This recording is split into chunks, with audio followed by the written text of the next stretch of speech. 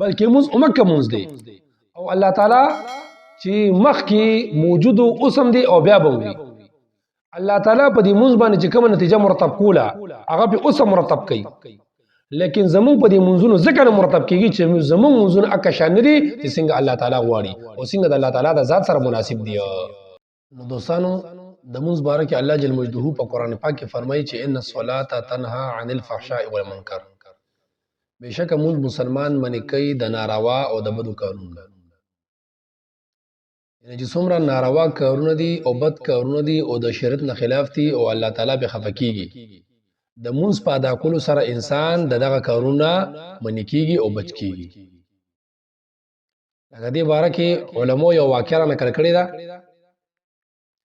یو سړی او هغه په یو ښځه باندې عاشق شو او په یو ښځه باندې مین شو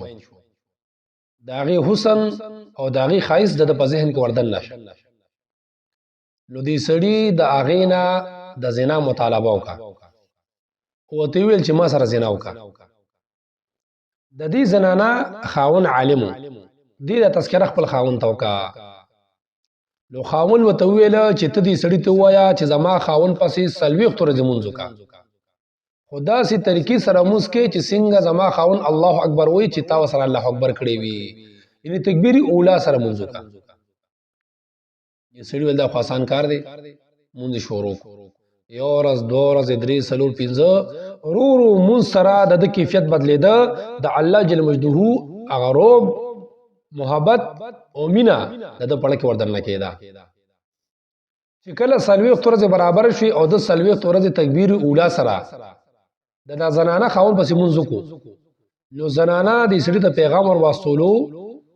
چې ستا اوس څه خیال دی او اوس دې رای څه ده سړي ورته ویل داسې کار دی چې زما سوچ او فکر اوس مکمل بدل شوی دی ما توبه ویستې ده او زه زنا نه کومه زنانه خپل خاوند ته وویله نو خاوند ورته وفرمیل چې الله تعالی رښتیا ویلي دي چې ان الصلاه تنهى عن الفحشاء والمنکر بیا سوال دا راځي چې مونږ نن سبا مونځ کوو لیکن زمونږ مونږ د ګناهونو نه د ناروا کارونو نه د بدو کارونو نه د حرام خورۍ نه د بد نظرۍ نه د غیبت نه د چغل خورۍ نه منې کوي دا څه وجه ده د دې وجه دا ده چې زمونږ مونځ کامل مونځ نه دی زمونږ مونځ اکه شان نه دی چې څنګه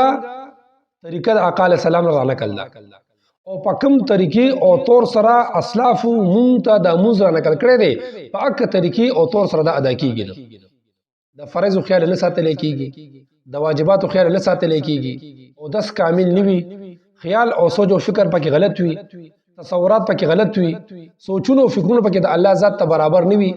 بلکې کله پکې دنیا کې ګرځو او کله پکې پټو کې ګرځو کله پکې دکان کې ګرځو نو داسې مونځ باندې به نتیجه سم مرتب شي او داسې مونځ به مونږ د ګناه او د ناروا او د بدو کارونو سم نه بلکې مونځ امکه مونځ دی او الله تعالی چې مخکې موجود اوسم دی او بیا به وي الله تعالی په دې مونځ باندې چې کومه نتیجه مرتب کوله هغه په اوسه مرتب کوي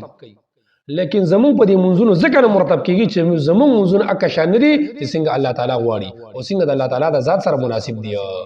نو کوشش وکړو په خپل منځونو خواري وکړو د علماو سره کېنو د قاریانو سره کېنو تبلیغیانو سره کېنو خپل منځونه درست د دې حروف درست کو الفاظ درست او بیا مونږ په توجه او سوچ سره کوو ان شاء الله العزیز مونږ بیا د ناروا او د بدو کارونو خپل منې کیږو